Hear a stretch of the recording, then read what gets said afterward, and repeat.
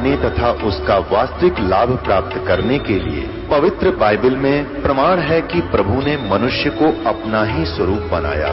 6 दिन में सृष्टि रचकर 7वें दिन विश्राम किया।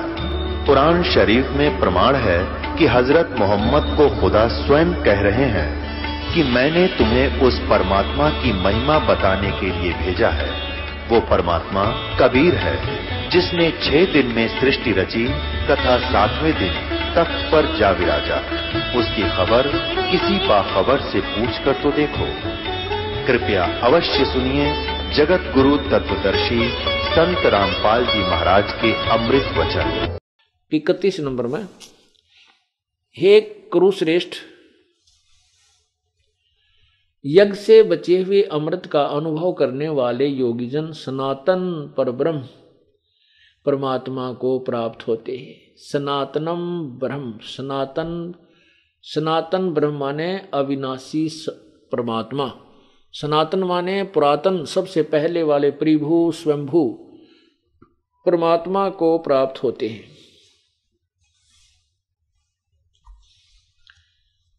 तो यह मनुष्य लोक भी सुखदायक नहीं है, परलोक कैसे हो सकता है। फिर देखिए 31 नंबर में क्या लिखा है इन्होंने। एक कुरुश्रेष्ठ अर्जुन, यज्ञ से बचे हुए अमृत का अनुभव करने वाले योगीजन यानी साधक सनातन परब्रह्म को प्राप्त होते हैं, और यज्ञ न करने वाले जो साधना नहीं करते, भक्ति नहीं करते, वो तो इस लोक में सुखी खोना, परलोक कैसे प्राप्त होगा। ये देखना, यज्ञ न करने वाले पुरुष के लिए तो यह मनुष्य लोक भी सुखदायक नहीं है, तो फिर परलोक कैसे हो सकता है। अब आगे देखो 32 में क्लियर कर दिया। इसमें कहा है कि इस प्रकार और भी, और नहीं है ये, और शब्द नहीं, इस प्रकार बहुत तरह के यज्ञ, इस प्रकार के बहुत तरह के यज्ञ वेद की वाणी, यहां लिखा है ना वेद की वाणी लिख दिया, नहीं, यह है ब्रह्मणे मुखे। ब्रह्मणे माने सच्चिदानंद घन परमात्मा के, मुखे माने मुख्य ज्ञान में, मुख्य वाणी में यानी तत्व ज्ञान में, और पूर्ण परमात्मा के ही मुखारविंद से, इसका ये अर्थ बनता है। विस्तार से कहे गए हैं और उन सब को तू मन, इंद्रियों और कर्म जान, यानी कर्म करने से ही होने वाले जान, यानी जो साधना करेंगे मन, इंद्रिय और शारीरिक क्रिया द्वारा संपन्न होने वाले जान। इस प्रकार तत्व से जानकर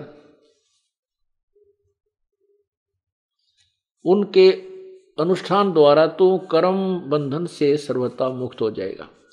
उस तत्व ज्ञान को, जो कौन से को, जो ब्रह्मणे मुखे। अब यहां देखो, अब आपको दिखाता हूं ब्रह्मणे का क्या अर्थ होता है। अध्याय नंबर 17 का मंत्र नंबर 23 देखो। ये अध्याय नंबर 17 और यहां देखो 23, इसका मंत्र है 23। यह लिखा है ओम तत्सत इति निर्देश है ब्रह्मणे। ब्रह्मणे माने पूर्ण परमात्मा, सच्चिदानंद घन परमात्मा, इसका अर्थ दिखाता हूं। त्रिविध समर्थ है, उसको इस सच्चिदानंद घन ब्रह्म का के स्मरण का, प्राप्ति का ओम तत्सत, यह इसी एक तीन प्रकार से सिमरण करने का ये मंत्र का निर्देश है। ब्राह्मणा तेन वेदा च यज्ञा च विहिता पुरा। ओम तत्सत, ऐसे यह 3 प्रकार का ब्रह्मणे का अर्थ देखना हमने। ब्रह्मणे मन सच्चिदानंद घन ब्रह्म का नाम कहा है। ये क्योंकि इस परमात्मा की प्राप्ति के लिए और इसी के द्वारा इस भगवान ने ही खुद वो वेद तत्व ज्ञान कहा है, उसके विषय में यहां लिखा है। ब्रह्मणे का अर्थ देखना सच्चिदानंद घन ब्रह्म, यानी सच्चिदानंद घन परमात्मा, ब्रह्म माने परमात्मा। इस 32 में अब देखिए चौथे अध्याय के 32वें श्लोक का हम अनुवाद स्वयं करें। ये ठीक है। इस प्रकार ये एवं इन्होंने यहाँ इसी प्रकार बहुत प्रकार के, जैसे ये साधना तुम योगी जन करते हैं, ऐसे ही इसी प्रकार के बहुत निर्णायक ज्ञान उस तत्व ज्ञान के अंदर पूर्ण परमात्मा के मुख से, सच्चिदानंद घन परमात्मा के मुख से, मुख्य ज्ञान में उन्हीं के मुखारविंद से जो बोला गया है, उस तत्व ज्ञान सवसम वेद तत्व ज्ञान में बहुत विस्तार से कहे गए हैं। और उनको तत्व से जानकर तो पूर्ण रूप से मोक्ष हो जाएगा। उनको तत्व से जानकर तो सदा के लिए पूर्ण मोक्ष हो जाएगा। ये देखो, यही चौथे का 32 इस प्रकार के बहुत तरह के यज्ञ यहां लिखना है। ब्रह्मण, ब्रह्मण माने वेद लिख दिया है, वेद, क्योंकि इनको ज्ञान तो था ही नहीं। वेद, वेद यहां ब्रह्मण का अर्थ है सच्चिदानंद घन ब्रह्म के मुख्य माने वाणी में, उस मुख्य ज्ञान में, मुख्य माने ज्ञान में, मुख्य माने मुख्य वाणी में, उसके मुखारविंद से जो बोला गया है उस तत्व ज्ञान में विस्तार से कहे गए हैं। उन सब को कर्म जान, कर्म यानी कर्म करते करते, कार्य करते करते, कार्य करके ही उनको सफल होते हैं। यानी जैसे हम सत्संग सुनते हैं, यहाँ पर दान करते हैं, सेवा करते हैं, अपना संसारिक काम भी करते हैं, यानी काम करते करते उनका भजन करने से वो साधना उस तत्व ज्ञान में बताए अनुसार साधना करने से मोक्ष, पूर्ण रूप से मोक्ष हो जाता है। ये स्पष्ट कर देखो।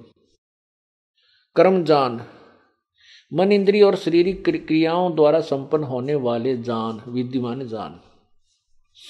इस प्रकार तत्व से जानकर उनके अनुष्ठान द्वारा तू कर्म बंधन से सर्वथा मुक्त हो जाएगा। अब देखो 33 और 34 में क्लियर होगा। अब 33 में क्या कहा, ये 33 है यहीं पर, ये 33 और इसका आगे अनुवाद है। हे परंतम अर्जुन, द्रव्य में यज्ञ की अपेक्षा ज्ञान यज्ञ यावन मात्र संपूर्ण कर्म ज्ञान श्रेष्ठ है। हाँ, ज्ञान यज्ञ अत्यंत श्रेष्ठ है। हे परंतम अर्जुन, द्रव्य में यज्ञ की अपेक्षा ज्ञान यज्ञ अत्यंत श्रेष्ठ है। ज्ञान यज्ञ यावन मात्र संपूर्ण क्रम ज्ञान में समाप्त हो जाते हैं। अब देखो चौथे अध्याय के 32वें श्लोक में क्या कहा है कि उस सच्चिदानंद घन परमात्मा पूर्ण ब्रह्म के मुख्य यानी मुख्यारविंद से उच्चारण किए गए उस तत्व ज्ञान में सभी जो ये मनमानी साधना करते हैं उनका भी वर्णन दिया गया है, निर्णायक ज्ञान दिया है। जैसे आपको वैद्य के अंग में सुनाया, वैद्य के अंग में आपने सुना। देखो इस ज्ञान को हम बहुत प्यार से और बहुत ही इंटरेस्ट से सुनेंगे, तभी इसका निर्णय होगा। क्या बताया है कि जो अभी आपने देखा, कोई तो इंद्रियों को रोककर कुछ करता है, कुछ कैसे करता है, कोई देवताओं की पूजा करता है,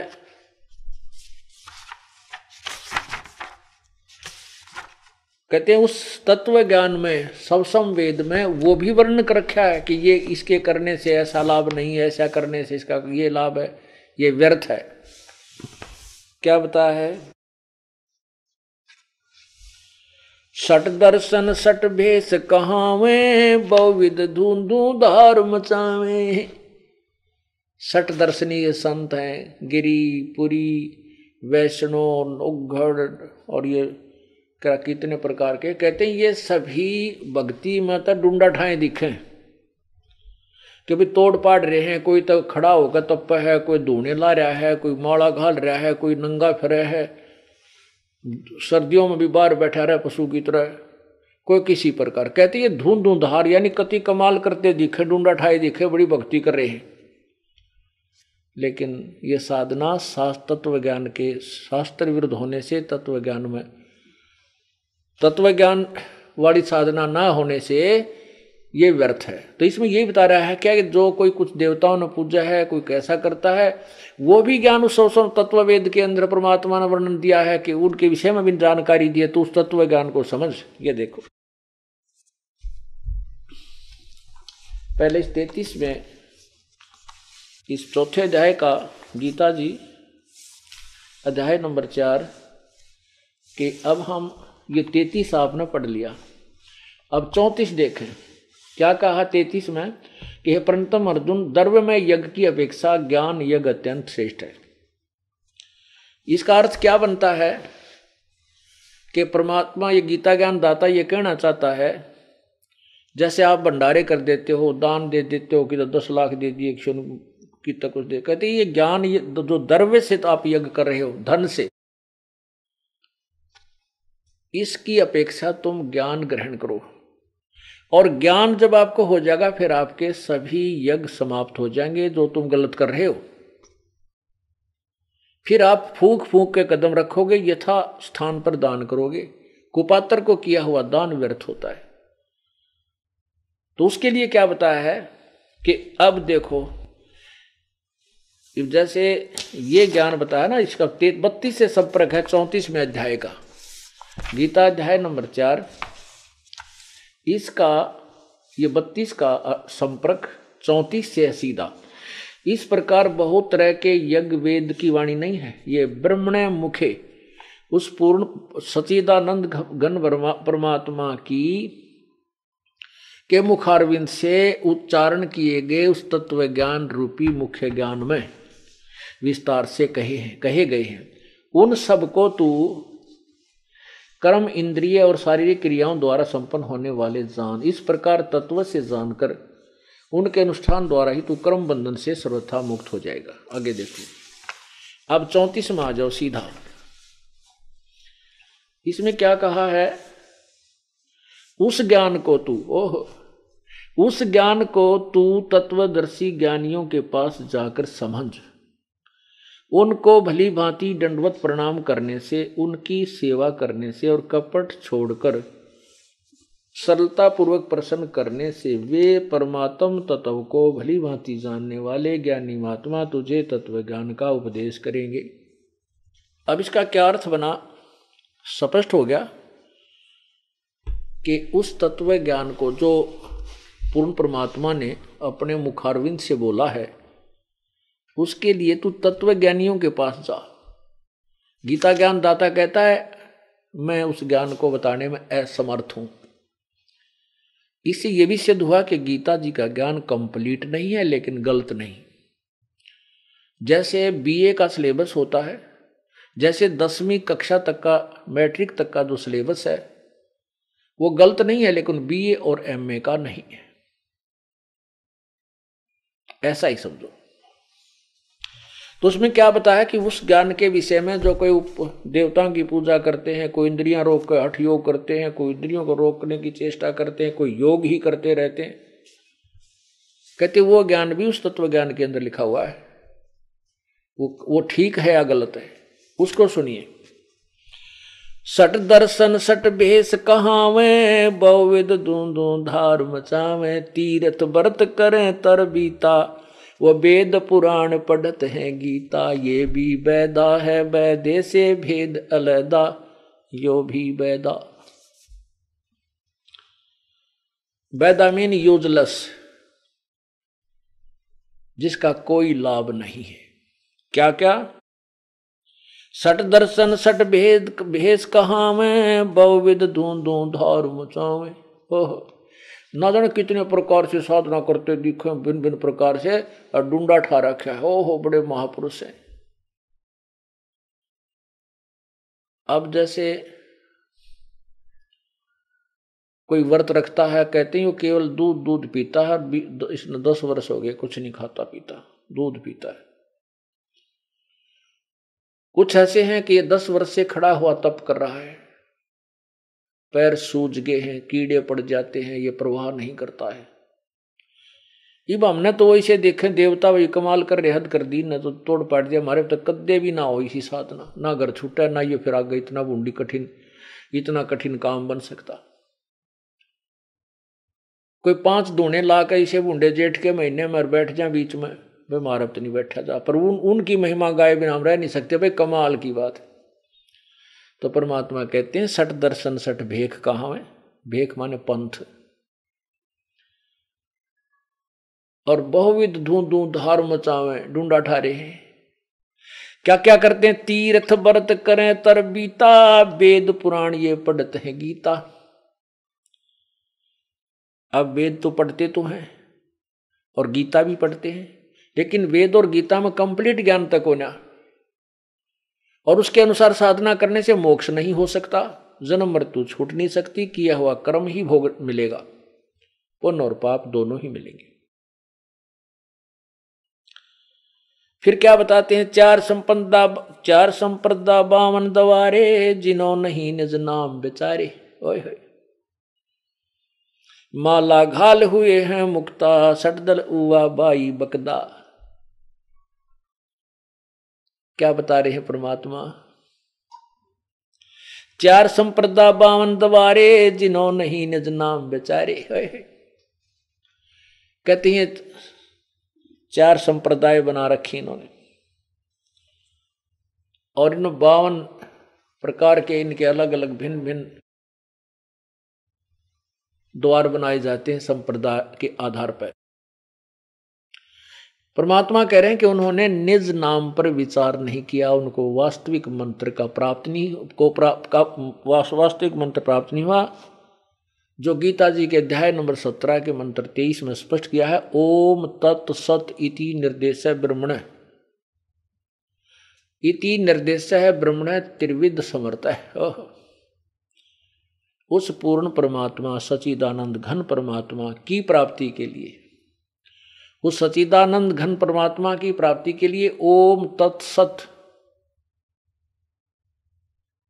इस 3 मंत्र के जाप का, जिसको 3 प्रकार से त्रिविधि 3 प्रकार से जाप किया जाता है, और यही उसके स्मरण का मंत्र कहा जाता है। ब्राह्मण का अर्थ होता है तत्वज्ञानी। अब क्योंकि ब्राह्मण नकली गणे हो गए, जैसे नकली गुरु कहो चाहे ब्राह्मण कहो, इसलिए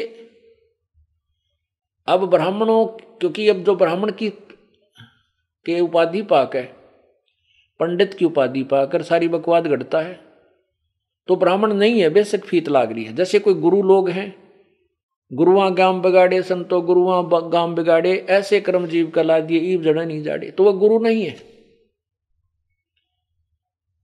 अब क्या लिखा है कि प्रारंभ के अंदर ब्राह्मणा जो विद्वान पुरुष तत्व ज्ञान दर्शी जो होते थे, वो उसी तत्व ज्ञान के आधार से साधना करते थे, अन्यथा डले डोया करते, लेकिन वो जो परमात्मा आते हैं चारों युगों में, फिर वो समझाते हैं, तो ब्राह्मण वही होगा जो इस मार्ग को ग्रहण कर लेगा। तो अपनी यज्ञ क्रियाएं उसी ज्ञान के आधार से करते थे। तो यहां क्या बताते हैं, 4 संप्रदा 52 द्वारे, जिन्हों नहीं निज नाम बेचारे। गीता जी अध्याय नंबर 8 के मंत्र 13 में स्पष्ट किया है, गीता ज्ञानदाता ब्रह्म कह रहा है कि मेरा तो केवल एक ओम मंत्र है। देखिएगा गीता जी अध्याय नंबर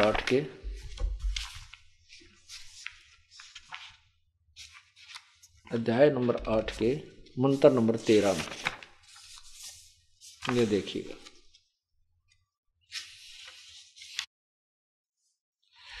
ये 12 और 13 का इसमें इकट्ठा ही अनुवाद किया है अनुवादक ने। तो हम 13 को लेते हैं। ये देखो यहां से, ओम इति एक अक्षरम ब्रह्म व्यवहारन माम अनुसमरण, यह प्रयाति तजंदेहम स याति परमाम गतिम। ओम इति एक अक्षरम, गीता ज्ञानदाता कहता है कि माम ब्रह्म, मुझ ब्रह्म का, ओम इति, ओम ही यह एक, ओम ही एक अक्षर, ये ओम एक अक्षर मुझ ब्रह्म का वह उच्चारण करके सुमरण करने का है। यो केवल ओम मंत्र है। ये ओम क्यों है? क्योंकि इसको लिख कर देखो आप, एक अक्षर क्यों कहा कि इसको लिखेंगे तो ऐसे लिखा जाएगा, जैसे ये ऊपर आप देख रहे हो, ये आप देख रहे ओम शब्द है, ये ओम, तो इसको कैसे लिखा जाता है ओम? हम इसको ऐसे भी लिख सकते हैं, ऐसे देखो यहां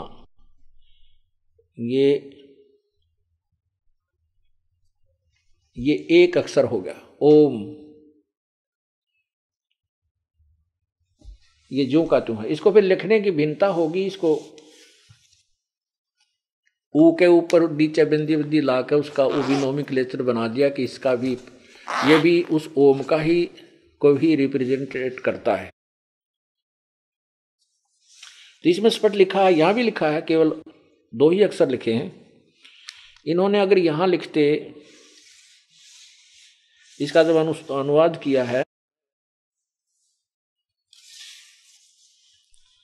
ये भी ऐसा ही लिखा है, ये देखो ओम, इसके वो नहीं है बीच में वो 3 का लाया करें हिंदी वाला, नहीं, ये ओम शब्द है। इस मैं को काट के हम ऊपर भी बिंदी ला सकते हैं।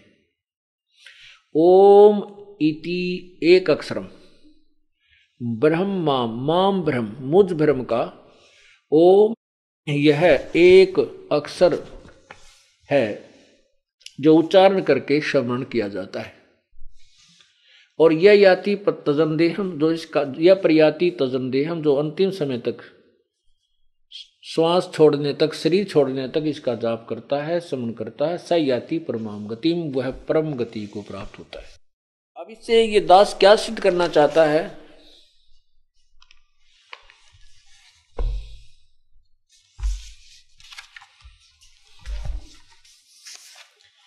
ये सिद्ध करना चाहता है कि परमात्मा के सवसम वेद में जो ज्ञान लिखा है वो कितना निर्णायक है। क्योंकि वेद पुराण पढ़ते हैं गीता, तीर्थ व्रत करें तरबीता, तीर्थ और व्रत करने का किसी शास्त्र में नहीं है। ये तीर्थों के विषय में आपको मैंने बहुत बार बताया, आने समय आने पर फिर भी बताएंगे। वो तीर्थ क्या स्थान, उनको पढ़ कर इतनी नफरत हो जाए, उनकी स्थापना कैसे हुई।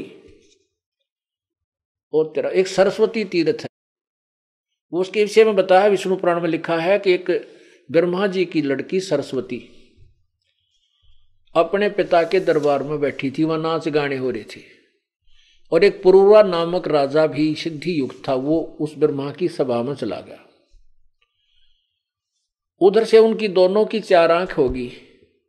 राजा ने पूछा अपने नौकरानी वहां की एक उर्वशी से कि ये कौन है ये सुंदर औरत, ब्रह्मा की लड़की के विषय में। तो उस उर्वशी ने बताया कि ये ब्रह्मा जी की पुत्री है, सरस्वती नाम है। तो उसने उसके माध्यम से संदेशा भिजवाया कि इसे कहो कि मेरे से मिले। उसने उस उर्वशी के माध्यम से संदेशा पहुंचा तो उस सरस्वती ने स्वीकृति दे दी, और फिर वो नीचे आकर के एक नदी के किनारे पर हजारों वर्षों तक वो दुष्कर्म करते रहे। एक दिन ब्रह्मा जी ने वो देख लिया, उनको श्राप दे दिया। वो तो नदी में डूब कर मर गई, कहते वह नदी फिर सरस्वती कहलाई।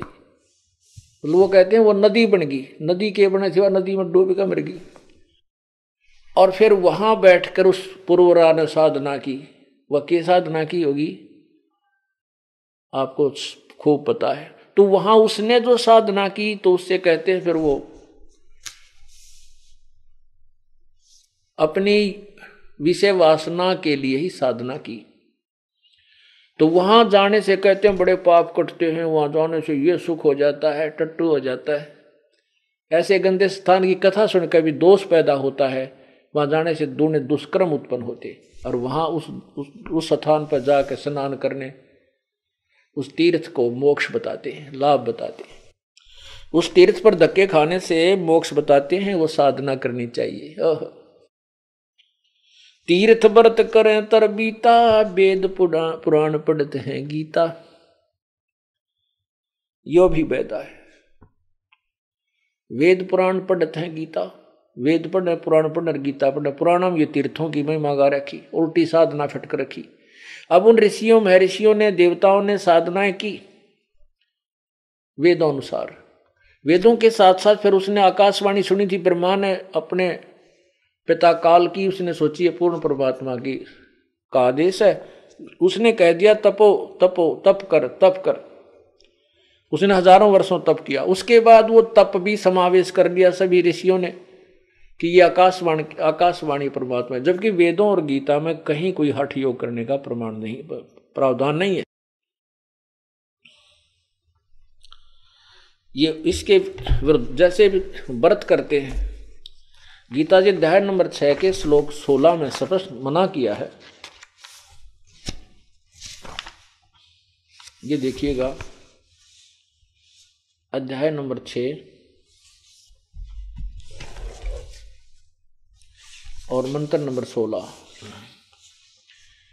हे अर्जुन, यह योग न तो बहुत खाने वाले का, यानी दड़ी पक्का खा ले, जमाई आए जा फिर अंगड़ाई टूटे नींद आ जाए, और न बिल्कुल न खाने वाले का, यानी व्रत रखा है कति सारा दिन कुछ ना खावे, तथा न बहुत सहन करने वाले का, यानी घना सोने वाले के स्वभाव वाले का, और न ही सदा जागने वाले का सिद्ध होता है। तो इससे सिद्ध होता है कि व्रत फिर ये लाए कहाँ थे, मनमुखी मनमाना आचरण है, ये नहीं करना चाहिए हमें। एक बहन ने बताया जो हमारे यहाँ उपदेशी है, पहले वो वैसे ही जैसे हमारे जैसी डले डोया करती, उसने बताया कि जी मेरा 2 कन्या थी, 2 कन्याओं के बाद मुझे परमात्मा ने मेहर बख्शी, अल्ट्रासाउंड कराया, पता चला कि लड़का है। मैं बहुत खुशी हुई। मैं पहले 2 व्रत रखा करती महीने में, हफ्ते में, तब मैंने 4 व्रत शुरू कर दिए। मेरा बेटा बड़ा अच्छा संस्कारी होगा, बड़ा अच्छा होगा, बड़ा पुण्यात्मा होगा। तो उससे क्या हुआ कि जब मेरे लड़के ने जन्म लिया, वो मेंटल हो गया। वो कति उसके दिमाग नहीं था, ऐसे ऐसे पड़ा रहता था। डॉक्टर ने बताया कि इसको गर्भ में पूर्ण आहार नहीं मिला, इस कारण से इसके अंग विकसित नहीं हुए।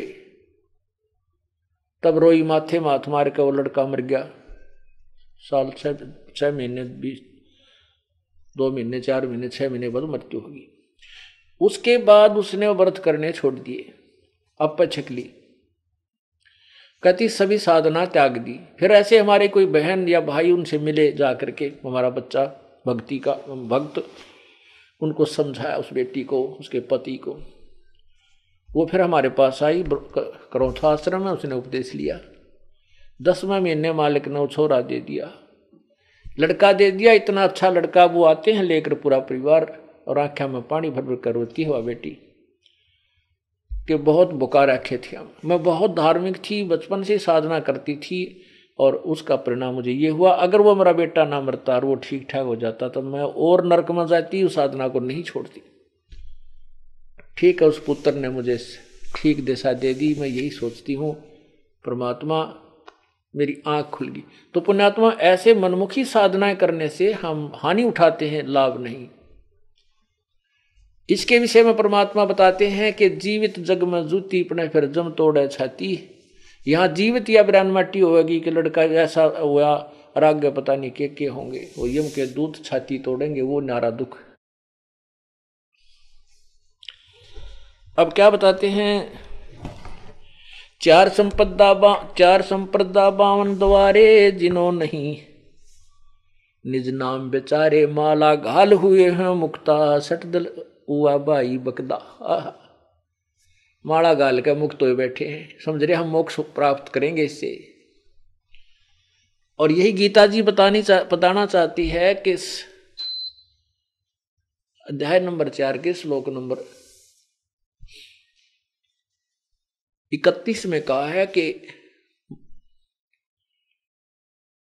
इन्हीं सभी ये साधना जो कर रहे हैं अपनी अपनी को समझते हैं ये मोक्षदायक हैं, ये मुक्त कर देंगे कर्मों से, बंधन मोक्ष काट देंगे, नहीं। तो यहां परमात्मा वही बताना चाहते हैं, 4 संप्रदा 52 द्वारे, जिन्हों नहीं निज नाम बेचारे, माला घाल हुए हैं मुक्ता। ये बड़ा पैर के गल में माला गाल ली, कंठी पैर ली, और वेशभूषा नारी बना, इसी से मुक्त हुए बैठे हैं ये। सटदल उआ बाई बकदा, सटदल ये जितने भी संत हैं, नागा विष्णु, ये जितने गिरी पुरी ओ घोड़ गोरी जंगम सेवड़े कहती हैं सब उवा बाई बकदे, इनके पास कोई ज्ञान नहीं है, शास्त्र वाला ज्ञान, तत्व ज्ञान नहीं है। बैरागी बैराग न जाने, बिन सतगुर नहीं चोट निशाने। ओए होए। अब जैसे सतगुरु शब्द इसलिए कहा जाता है क्योंकि गुरु जो है ये नकली हो गए और इनको पुण्यात्माएं परम संत मान बैठे हैं, इनको गुरु मान बैठे। अब ये गुरु नहीं है, फिर इनको इसलिए कहना पड़ गया पर जाता है जैसे कोई गीता कहता पाठ कर ले, गीता में ऐसा लिखा है, वैसे तो उनको ज्ञान है नहीं, फिर भी ये गुरु पदवी प्राप्त हो गए। इन्होंने इनको ये कहना कि गुरु नहीं है तो कोई भी बात नहीं सुने हमारी। इसलिए परमात्मा ने कहा कि जो सच्चा ज्ञान दे वो उस सतगुरु से। यदि ये नकली गुरु ना होते तो गुरु ही शब्द बहुता, सतगुरु कहने की जरूरत है नहीं, उसका वो सतगुरु आना ही नहीं चाहिए था, ये शब्द नहीं चाहिए था, आवश्यकता ही नहीं थी इसकी। सतगुरु इसलिए कहना पड़ा कि ये नकली गुरु हैं और ये गुरु ये लोकवेद के आधार पर गुरु पक्के हो रहे हैं। अब इसलिए बताना पड़ा कि बिन सतगुरु नहीं चोट निशाने। सतगुरु माने सतगुरु जो तत्वदर्शी संत को सतगुरु कहते हैं। बैरागी बैराग न जाने, बिन सतगुरु नहीं चोट निशाने। 12 बाट बिलोरी, 12 बाट बेटम बिलोरी, 60 दर्शन में भक्ति ठगोरी। ये 12 बाट हैं, ये बेटम माने ये पाखंडी, ये बिल्कुल 12 बाट हो जाएंगी। और इस 60 दर्शन में भक्ति ठगोरी, ठगी की भक्ति है, झूठी कपट की भक्ति है, ये यथार्थ साधना नहीं है। और बिना सतगुरु के चोट निशाने पर नहीं लग सकती। परम संत के बिना ये तत्व ज्ञान प्राप्त नहीं हो सकता जिससे मोक्ष हो सकता है। ये चोट निशाना कहना यथार्थ ज्ञान तत्वदर्शी संत के बिना नहीं मिल सकता, वो सही साधना प्राप्त नहीं हो सकती।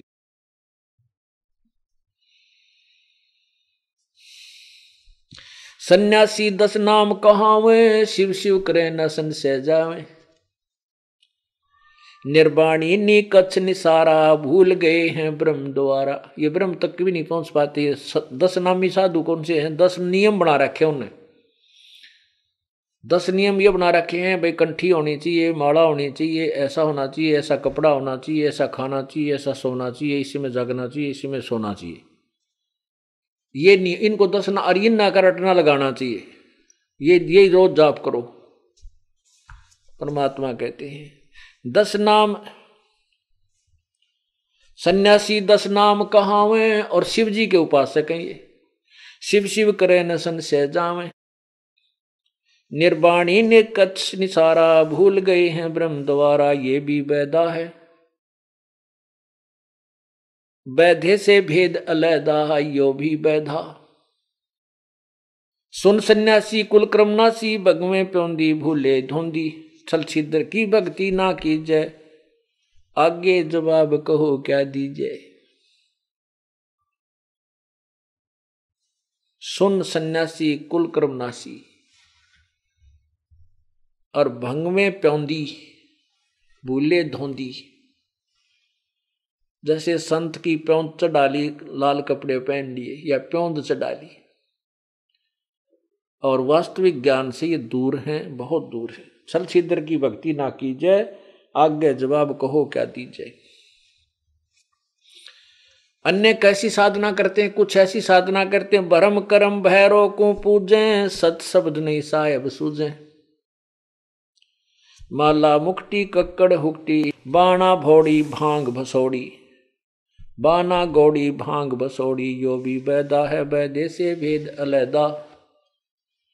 यो भी वैदा है। ये दंडी सन्यासी, ये भी 60 दर्शनियां में आते हैं, ये 60 दर्शनों में आते हैं। और ये शिव के ही उपासक या विष्णु के उपासक होते हैं। 60 दर्शनियों में शिव उपासक भी होते हैं। तो ये कहते हैं भांग पीवें और उकटी पीवें, तमाकू, जति जलाली पद बिन खाली, नाम न रत्ता घोरी घत्ता। मंडी बसंता ओढ़े कंथा, बन फल खावे नगर ना जावे, यो भी बैदा है। जंगम जैनी फोकट फैनी, नाम न चीना गुरु गुण हीना, यो भी बैदा है। अब क्या बताते हैं कि जंगम जैनी फोकट फैनी, ये जैनी है, जंगम शेवड़े जितने भी साधन ये फोकट हैं। फनी माने विनाशक, नाशदायक इनकी साधना है, ये जीवन नष्ट करने वाली। फैनी माने जीवन नष्ट करने वाले, लोग दिखावा करने वाले। आपने महावीर जैन जी की साधना का परिणाम देखा होगा, बहुत बार हमने सुनाया। उस महापुरुष ने कितने कष्ट उठाए। 30 करोड़ बार गधा बना, 60 करोड़ बार गधा बना, 30 करोड़ बार कुत्ता, ओहो, 20 करोड़ बार हाथी, 20 करोड़ बार बिल्ली, लाख कितने बार जो है ना वैश्या बना, गर्भपात में मरण होया, और केवल 80 लाख बार देवता बना। तो यह विरानमाटी हुई जीव की।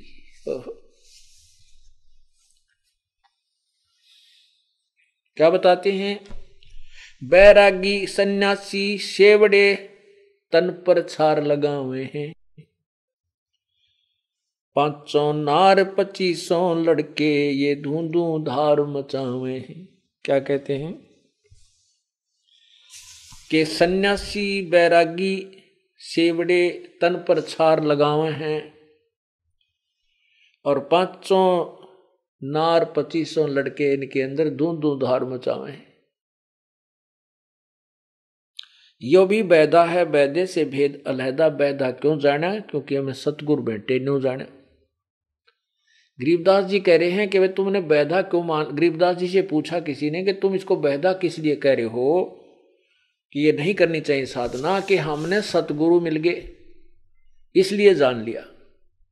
और यही पवित्र गीता जी अध्याय नंबर 4 के मंत्र 25 से लेकर 34 तक स्पष्ट करता है कि कोई तो ऐसी साधना करता है, कोई देवताओं की पूजा करता है, कोई योग करता है, कोई हठ योग करके इंद्रियों को रोकने की चेष्टा करता है, कोई प्राण यानी श्वास उस श्वास पे, कई कहते हैं बस सांस बाहर आओ उस पर ध्यान रखे, अंदर जाओ उस पर ध्यान रखे, ये पान अपान क्रिया होगी तेरी, ये श्वास की क्रिया, इस पर ध्यान रखे नहीं। तो परमात्मा गरीबदास जी कहते हैं मुझे सतगुरु मिल गए इसलिए पता लग गया मुझे कि ये वैधा है, व्यर्थ है। और यही गीता जी कहती है कि जब तू तत्व ज्ञान उस तत्वदर्शी संत की खोज कर, वो तुझे परमात्मा के बारे में तत्व ज्ञान देंगे, और उस तत्व ज्ञान में ये सभी निर्णय ये भी लिखे होंगे, इनसे क्या लाभ है। अब जैसे बबूल यानी किक्कर के पेड़ की महिमा भी बताई जाती है कि ये जंगल के हिस्ट्री में कि ये ऐसा वृक्ष है, इस पर कांटे कांटे लगेंगे, फल नहीं लग सकते। आपने आम चाहिए फलदार पौधे की, ये फलदार पौधे ऐसे ऐसे होते हैं, आम बोना है तो ऐसा होता है। तो ऐसे ही तत्व ज्ञान के अंदर सभी ज्ञान दिए गए हैं, जो अन्य साधक करते हैं उससे भी लाभ होता है आध्यात्मिक, लेकिन वो कितना होता है, वो हमें सफिशिएंट है या नहीं है, पर्याप्त है कि नहीं है।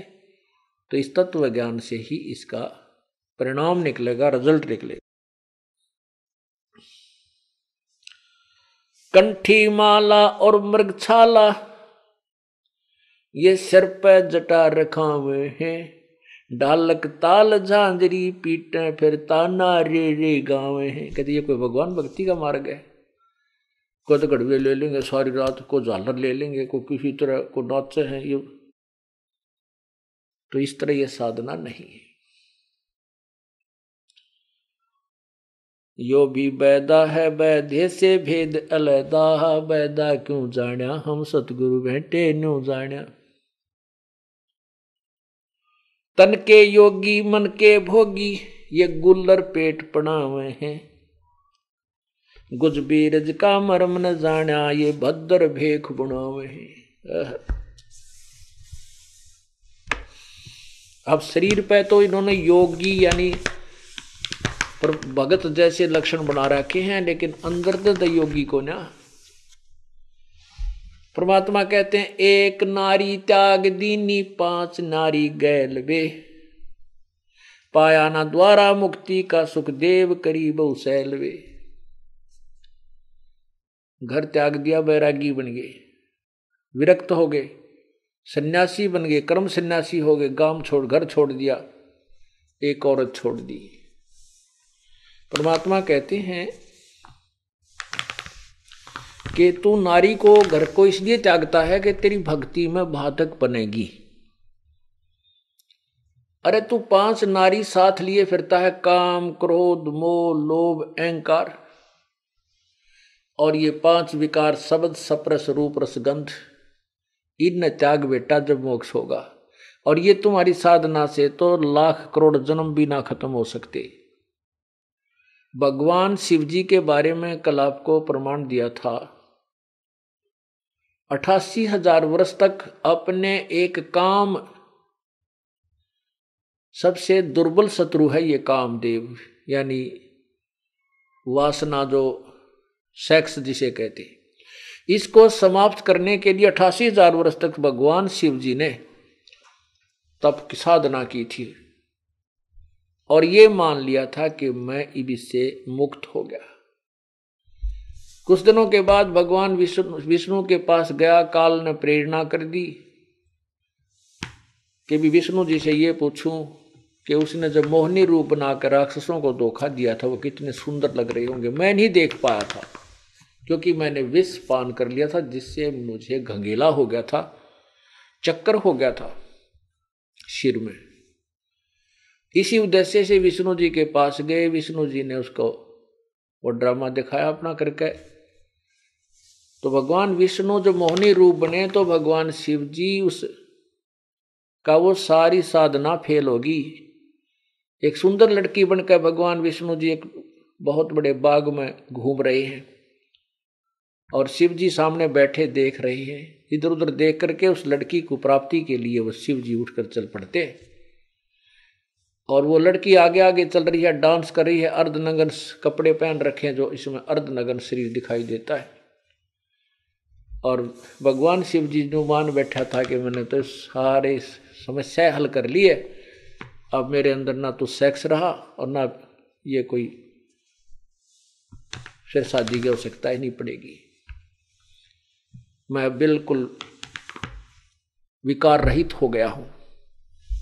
अब वो जा रहा है, आगे वाला लड़की देखकर उसके पीछे पीछे अच्छे तेज तेज कदम रख के जंगल के वहां गहरा चले जाते हैं। वहां जाकर के उस लड़की का हाथ पकड़ लेते हैं भगवान शिव जी। जो ही उन्होंने हाथ पकड़ा उससे पहले शिव जी की क्या हालत है यहां वर्णन नहीं कर सकता है, शिव के पुराण में लिखी है।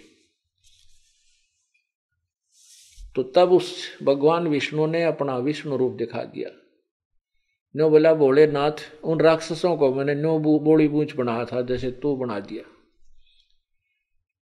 अब उसको देखकर नीची नाड़ कर दी। नो बोले या तो बूंदी बला है भाई।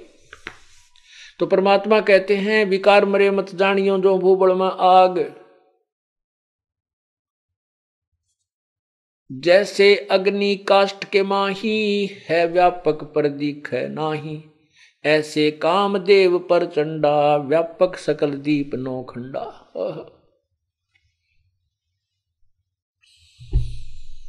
तो यहां यही बताना चाहते हैं कि सन्यासी बैरागी सन्यासी सेवड़े तन पर छार लगावे हैं और 500 नार 2500 लड़के धूं दार मचावे हैं।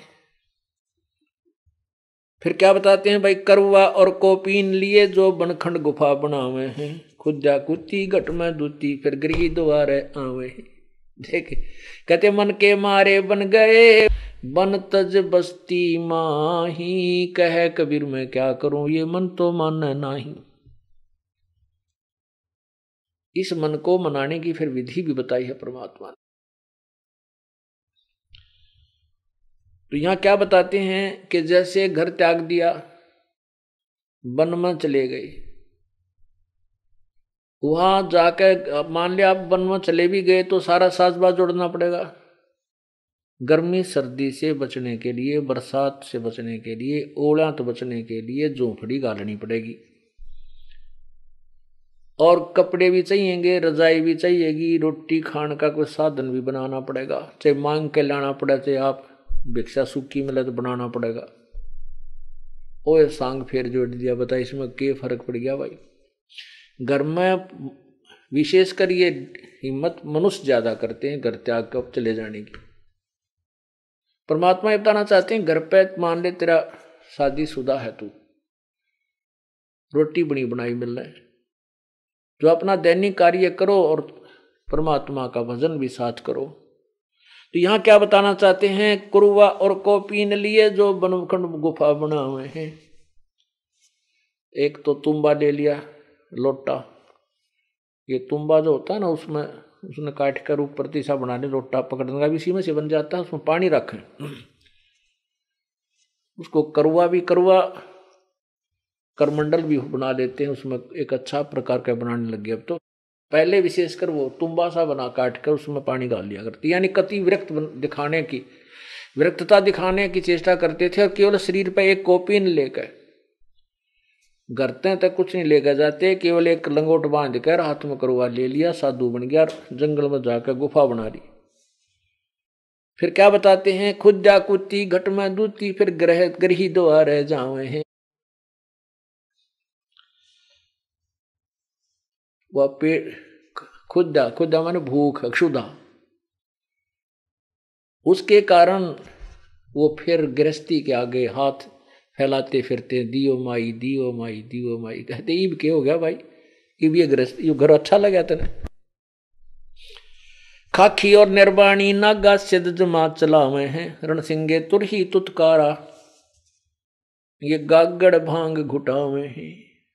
ओह, खाखी और निर्वाणी नागा सिद्ध जमा चलावे हैं, रणसिंगे और तुरही तुतकारा, गागड़ भांग घुटावे हैं। अब ये क्या करते, भांग क्यों पीने लगते हैं ये। अब आज ध्यान से भूखा रहना पड़ा जंगल में, और फिर कुछ दिन के बाद रह रह कर घर की याद भी सताती रहती है। एक बार आंडी पाक के निकल जाए ये, फिर उल्टे जो नहीं जानते कि थरी हंसी होगी। फिर ये कोई नशे की आड़ लेते हैं, कोई सुल्फा यानी यूं गांजा पी लग जाएगा, चरस जिसे कहते हैं अंग्रेजी में।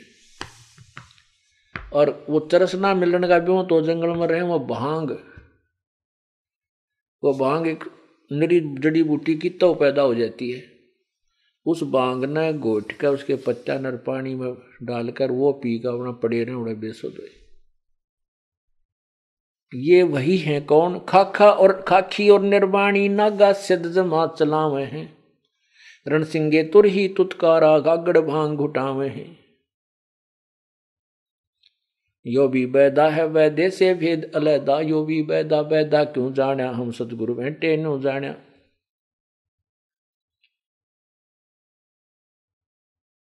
अब जिसको देखो पुण्यात्माओं, भैंस या गाय के बच्चे को जो अपनी मां के स्तन को से दूध पी रहा होता है, उससे छुटवा करके व्यक्ति क्या करता है कि उस बच्चे को आगे ले जाने के लिए उसके हाथ मुंह में उंगली दे देता है, और वो बच्चा उसको मां का स्तन समझकर उसके पीछे पीछे चल पड़ता है, और उसको वहां ले जाता जहां उसको दूसरे एक हाथ से उसको बांधने लगता है। और तो इतने में वो बच्चा जिस उद्देश्य से उसने उस उंगली को 2-3 उंगलियां जो उसके मुख में दे रखी थी ऐसे करके, उसने स्तन समझ कर ले रखी थी वह, और स्तन में तो दूध आवा था मीठा मीठा, इवन उंगलियां में तो क्या आवा था। थोड़ी देर तो वो चूसता है कि तुझे वही वस्तु प्राप्त है, लेकिन उसमें दूध तक नहीं, फिर छोड़ देता है, फिर ऐसे ऐसे झटके मारता रहता है, फिर क्या मिल लो बांध दिया। तो ऐसे ही जो ये पुण्यात्मा पूर्व जन्म की थी वो घर त्यागने, ये प्रेरणा उन्हीं में होती है जो पहले जन्म के संस्कारी हंस होते हैं, जो जन्म जन्मांतर से भक्ति करते हुए आते हैं। फिर वो वहां से, क्योंकि तत्व ज्ञान किसी के पास है नहीं और वो प्रेरणा परमात्मा पाने की प्रबल है, घर त्याग जाते हैं। आगे उनको इसे अनाड़ी मिल रहे हैं ये नकली गुरु।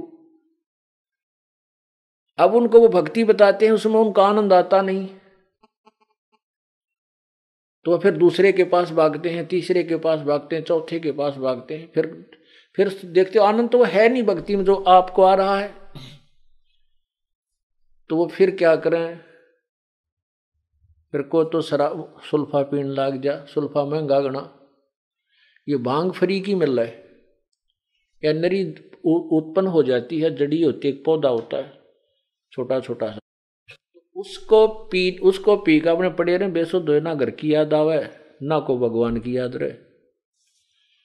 आपको इसका परिणाम दिखाते हैं, क्योंकि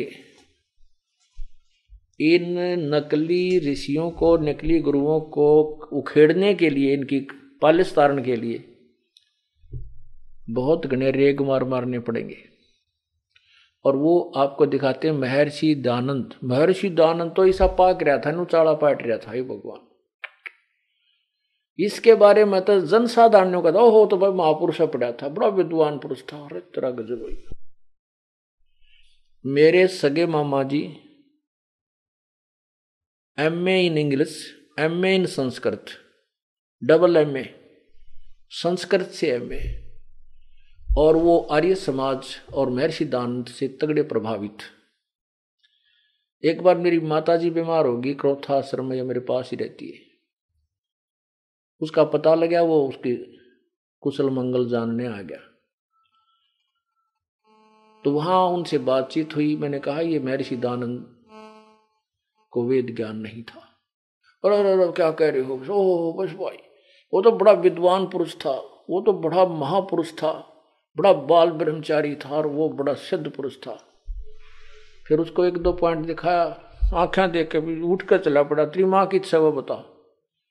मेरी माँ बड़ा भंडार में लौट रही है, फेंट ले उसने जा, और फेंट कर मेरी माँ को चला गया। कत्ती नहीं सुनी, ना वो आंखें देख के भी ना मान्य हुए, क्योंकि उसकी ऐसी फोकट महिमा बना दी कि आम आदमी इतना जबरदस्त प्रभावित हो गया कि उसके साथ वेदों का ज्ञाता है कोई ना। और महर्षि दानंद ने वेद का कैख का भी नहीं पता था, कैख है नहीं जानता वेद को, सिर्फ सुने सुनाए ढंग से वो यूं कहता फिरा करता, वेद का ज्ञान सच्चा है। और इसी कारण से अभी तक ये वेद जीवित रहे, क्योंकि उसने ढोल गणा पीट दिया कि वेद ज्ञान सच्चा है, वेद ही पढ़ने चाहिए और नहीं पढ़ने चाहिए। तो ये तो योगदान उसका मैं मानता हूं कि, और फिर उसके अनुयायियों का मानता हूं कि उन्होंने अभी तक वेदों को जीवित रखा। लेकिन उनको स्वयं वेद का कति ज्ञान नहीं, अभी तक ज्ञान नहीं इन लोगों को, जो उनके अनुयायियों को भी ज्ञान कहाँ होगा। जो महर्षि दानंद कोई नहीं है, हेड ऑफ द डिपार्टमेंट कोई नहीं है। अब ऋषि दानंद ये पूर्व जन्म का संस्कारी हंस होता है। ये परमात्मा के कभी ऐसे जो महान आत्मा होती, कभी ना कभी परमात्मा के शरण में जरूर रहे होते, और फिर उनका दुरुपयोग यो काल करता है, मिसयूज करता है। तो ये पहले जैसे ये इसके माता पिता जो शिव जी के उपासक थे, तो शिव जी के उपासक होने से शिव ने ही अपना वहां से एक रिजेक्टेड बॉम्ब भेज दिया। शिव के गण से, शिव के लोक से ये गण उपाधि प्राप्त होते हैं। फिर उनकी जब वहां बैटरी डिस्चार्ज हो जाती है, फिर भी उनमें थोड़ी बहुत रह जाती है छोटी मोटी जो पुण्य कमाई, तो उनको वो इष्ट अपने ही भगत के घर भेजता है। तो शिव के लोक से ये आत्मा आकर अपने, जो इनके पिताजी शिव के तगड़े भगत थे, वो किसी को नहीं मानते थे शिव जी के बगैर, वहां उत्पन्न हो गए। और वो जो सुख हमने यहां से, तो ऊपर के लोकों में घना सुख है, अब वो सुख यहां नहीं हो सकता उस आत्मा को, उसका फिर जीत लगता नहीं। यहां पर घर भी त्याग दिया उसने 22 वर्ष की उम्र में। फिर वो चला, निरे नकली संत मिले, निरे नकली, तो उन सब के पास जाता रहा। एक पे गया, दूसरे पे गया, तीसरे पे वहां पेटा नहीं मिला, फिर चौथे पे, फिर भांग पीने लग गया। यही बनता है, क्योंकि और तय वस्तु रही। एक बार ये भी सोचा कि मैं मर जाऊं, आत्महत्या कर लूं, यहां तक भी इस विचार किया उसने। फिर सोचा कि ज्ञान तभी पूरा हुआ नहीं, अभी मरना ठीक नहीं, ज्ञान पूरा हो जाएगा फिर मृत्यु हो जाए तो अच्छा है। तो फिर वो भांग पीने लग गया। अब भांग के नशे में फिर उसने जो भी वो गंध इकट्ठा कराया था, कहीं की ईंट कहीं का रोड़ा, वो सत्यार्थ प्रकाश में ठोक दिया। ये कल भी आपको मैंने दिखाया था, आज फिर दिखाऊंगा और कई बार दिखाऊंगा जो पेटा भरेगा। ये देखिएगा, पहले तो ये दिखाता हूं आपको कि महर्षि दयानंद जी भांग पीते थे। ये देखिएगा, महर्षि दयानंद समग्र क्रांति के अग्रदूत, ये पुस्तक का नाम है। इसके संपादक हैं स्वामी सत्य प्रकाश शास्त्री सरस्वती। अच्छा आगे देखो,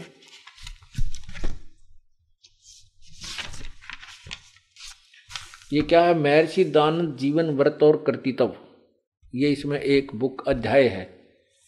इसके लेखिका हैं डॉक्टर उषा ज्योतिष्मती MSc DPhil।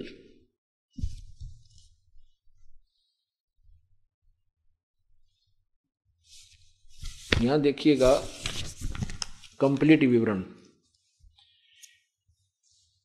संपादक हैं स्वामी सत्य प्रकाश सरस्वती। प्रकाशक हैं डॉक्टर कुमारी स्वाध्याय संस्थान, विज्ञान परिषद भवन, महर्षि दयानंद मार्ग, इलाहाबाद। और इसके मुद्रक यानी प्रेस, ये छपी कहां से है?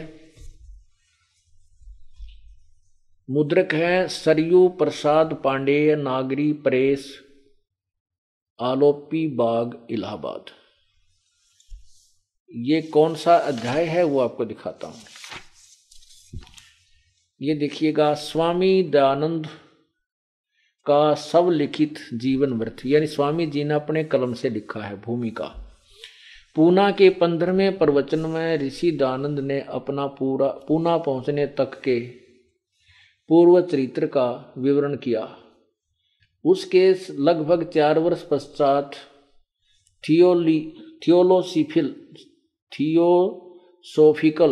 थियोसोफिकल सोसाइटी के प्रवर्तकों में अन्यतम कर्नल HS आलकाट के अनुरोध पर ऋषि दयानंद ने आत्मचरित्र लिखने का उपक्रम किया, परंतु कार्य अधिक के कारण वे इसे एक साथ नहीं लिख पाए।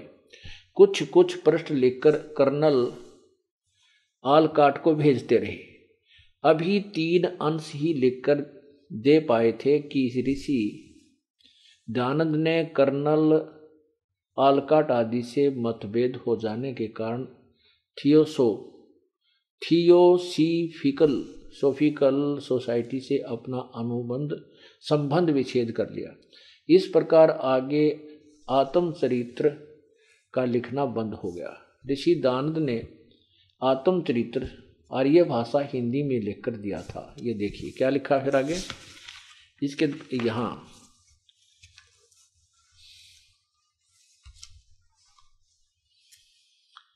ये है प्रश्न नंबर 8 पे, जीवन व्रत और कर्तव्य।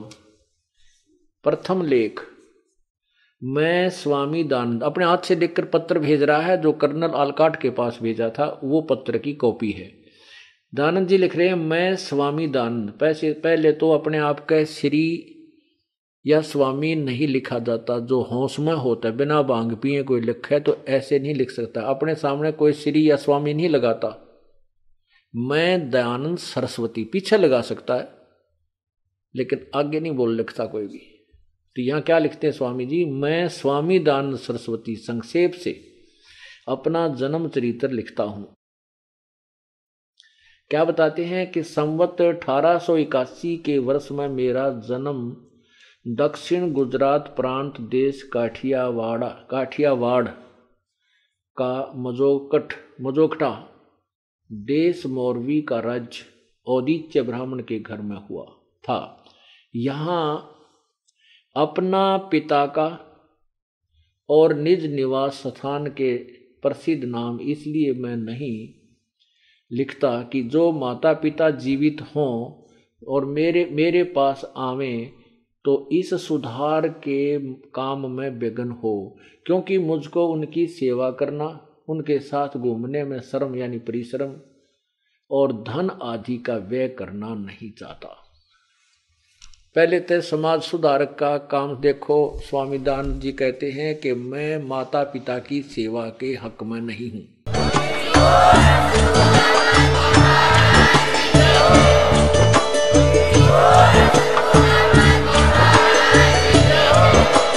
आप सुन रहे थे जगत गुरु तत्वदर्शी संत रामपाल जी महाराज जी के मंगल प्रवचन। अधिक जानकारी के लिए विजिट कीजिए हमारी वेबसाइट www.jagatgururampalji.org। संत रामपाल जी महाराज जी के शुभ आशीर्वाद से पूरे विश्व भर में 500 से भी ज्यादा नाम दीक्षा केंद्र हैं, जिन पर संत रामपाल जी महाराज जी द्वारा ऑनलाइन निशुल्क नाम दीक्षा दी जा रही है। अपने नजदीकी नाम दीक्षा केंद्र का पता करने के लिए संपर्क करें 8222880541।